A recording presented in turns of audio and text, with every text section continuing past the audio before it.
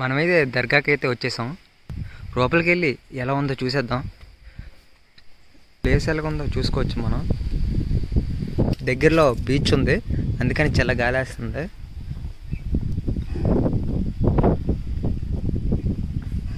ఇక్కడ చూసుకుంటే అయితే అందరూ ఇక్కడ పూజలు కట్ట చేస్తుంటారు. ఇక్కడ ఈ ప్లేస్లో కొబ్బరికాయలు కొడతారు. ఆ చెట్టుకి జెండాలకు కడుతున్నారు. ఉంది, చూపిస్తాను ఆగండి మీకు. తర్వాత పూజా సామాగ్రి ఏమైనా కావాలంటే ఇక్కడ కొనుక్కొని ఆ చెట్టు దగ్గరికి వెళ్తారు. మనమైతే లోపలికి వెళ్ళి లోపల ఎలాగుందో చూసేద్దాం.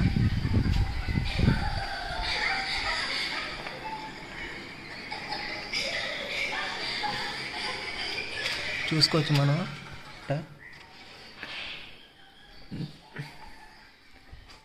ఇక్కడ వీళ్ళు దండం పెట్టుకుంటారు కదా దీనికి.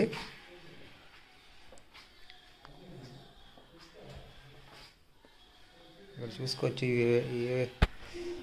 ఇవేంటి నాకు అంత ఐడియా లేదు, ఎప్పుడు రాలేదు కాబట్టి దర్గాకి అంత ఐడియా లేదు నాకు. మదీనా బాబా గారి తర్వాత సజీవ సమాధి అండి. 11వ శతాబ్దంలో వచ్చి ఇక్కడే సజీవ సమాధి అయ్యారు. ఆయన హైట్ 14 అడుగులు.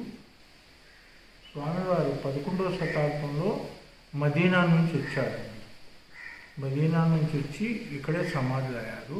ఈయన ముస్లింలో ఔలియా అంటారు ఈయనకి. ఇలాగే ఇండియాలో 7 దర్గాలు ఉన్నాయండి. అన్నిటికంటే పెద్దది, పొడవైనది ఇక్కడ ఉంది.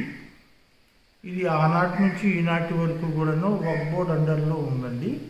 వక్ఫ్ బోర్డు వారు ఈ దేవాలయానికి చెంది ఒక 700 ఎకరాలు ఇనాం ఎస్టేట్ ఉంది.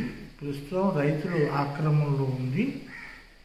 వంశపారపర్యంగా మేము చేస్తున్నాం కనుక ధర్మకర్తలుగా అలాగే కంటిన్యూగా చేసుకుని వెళ్తున్నాం. ఇక్కడ పక్కనే మా వంశం నుంచి మేము 1118 నుంచి ఉంటున్నామండి. మా వంశం మొత్తం వాళ్ళ సమాధులు కూడాను పక్కనే ఉంటాయి. బాబా గారు నిత్యం దీపదాప నైవేద్యం అన్నీ చెల్లించడం జరుగుతుంది. భక్తులు వాళ్ళ కోరికలు నెరవేర్చడానికి బాబాకి వివిధ రకాలుగా మొక్కుకుంటుంటారు.